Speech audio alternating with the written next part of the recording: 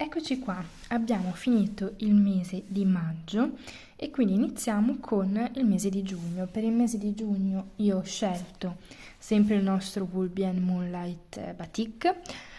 in questa colorazione che è la 3070, quindi questa diciamo via di mezzo che sì, c'è del giallo, c'è dell'azzurro che ci ricorda l'estate perché comunque è giugno, però è una prima estate, una cosa molto, molto delicata. Quindi partiamo subito con il filato e il nostro uncinetto 3,5. Come sempre ci agganciamo alla riga precedente, quindi entro con l'uncinetto, ho fatto il mio cappietto con l'altro colore e lo aggancio e lo faccio passare. 2 catenelle e come ogni mese incominciamo con una riga di sistemazione e appianamento del lavoro, quindi tutti i mesi iniziano con una riga di maglie alte. Mi porto dietro il codino, quindi carico il filo e vado a fare una maglia alta portandomi dietro i codini, così poi li devo solo tagliare in ogni maglia della riga precedente. Quindi sostanzialmente, anche se il lavoro diciamo della riga precedente è fatto a onde, noi riappianiamo tutta la lavorazione facendo una semplice maglia alta in ciascun punto. Adesso abbiamo fermato, questi li possiamo togliere e vedete, sì, qua ho fatto la maglia bassa. A questo punto arriviamo al passaggio della riga precedente formato dal congiungimento con l'altro blocco e la maglia bassa centrale, semplicemente una maglia alta nel congiungimento, una maglia alta nella maglia bassa centrale e si riprende a fare una maglia alta sopra ogni maglia alta, senza nessuna distinzione, lavoriamo proprio linearmente, in modo da crearci una base, diciamo, dritta e uniforme per il prossimo punto. E intanto questa prima riga, come tutti i mesi, ci dà una prima idea della gradazione del filato, perché comunque come vedete c'erano mesi in cui la gradazione cambiava molto velocemente e quindi bisognava introdurre un punto più regolare, un po' più che smorzasse un po' il cambio di colore, invece per altri gomitoli che invece avevano una sfumatura molto più lenta, delicata, appunto morbida, allora si poteva giocare come nel mese precedente con un punto un po' più variegato. Quindi procedo facendo le mie maglie alte in ciascun punto. Ok, sono arrivata alla fine, ho visto che ha un cambio abbastanza tranquillo, non troppo acceso, però sicuramente il contrasto tra il colore precedente e quello nuovo è molto acceso, che mi piace tantissimo, però essendo il giro precedente un colore molto di contrasto e con un punto anche abbastanza movimentato, ho pensato per questo mese di fare una cosa più tranquilla, quindi tanto c'è già appunto il contrasto del colore. Faccio 2 catenelle, giro il lavoro, salto una maglia di base, entro in quella successiva e faccio una maglia bassa, poi faccio una catenella, salto una maglia di base e faccio una maglia bassa, di nuovo una catenella, salto una maglia di base, in quella successiva maglia bassa, una catenella, salto maglia di base, successiva maglia bassa e procedo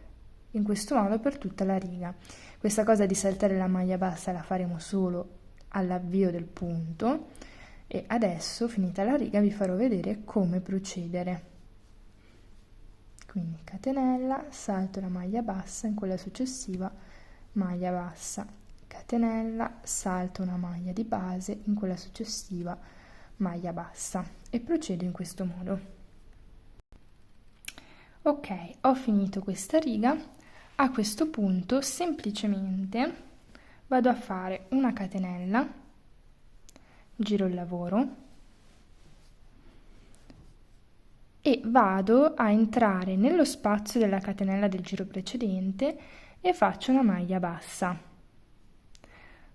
una catenella,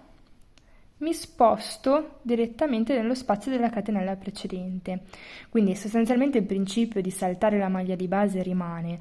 però è più facile perché non devi controllare se stai saltando il numero giusto di maglie, ma viene molto più naturale perché hai già il buco della catenella del giro precedente. Una catenella, mi sposto nello spazio successivo, maglia bassa, una catenella, mi sposto, vedi, salto questa maglia bassa e mi sposto nello spazio di una catenella del giro precedente, una catenella e procedo in questo modo. È un punto molto veloce, molto lineare, diciamo, è abbastanza compatto perché comunque è ok dare dinamismo alla coperta, ma rimane una coperta che ci deve, cioè, da usare comunque quando fa freddo, quindi il punto deve essere un minimo compatto, non troppo traforato. E poi ho scelto questo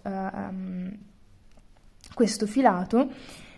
scusate, questo punto per questo filato, questo colore di filato, perché questo qua è un punto che va a innestarsi riga dopo riga nella riga precedente. Vedete, nel momento in cui io faccio la catenella entro di fatto nella riga precedente e quindi vado a innestare il blocco di colore precedente. Adesso vabbè, qua è tutto giallo,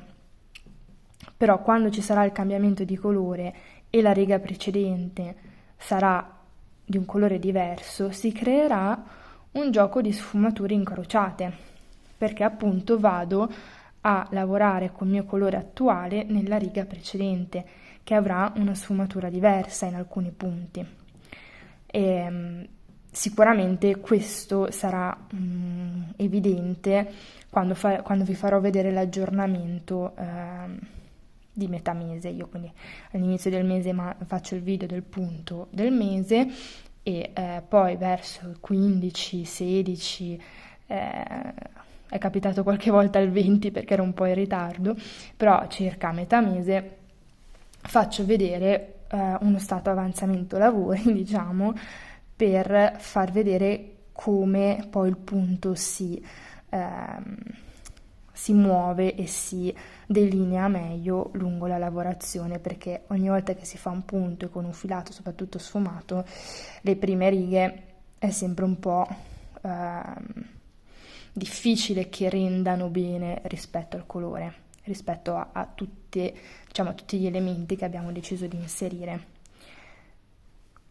Quindi questo è semplicemente il punto di questo mese. Quando poi finirete la riga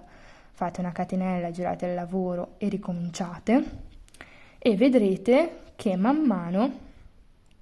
andranno a innestarsi punti di colore tra le righe. Sicuramente nell'aggiornamento porrò, diciamo, l'accento su questa cosa in modo da farvelo vedere bene. Quindi come sempre grazie di essere stati con me, ci vediamo appunto all'aggiornamento di metà giugno e nel frattempo ovviamente iscrivetevi, mettete like in modo da ricevere anche le notifiche sugli altri tutorial. Grazie e ciao!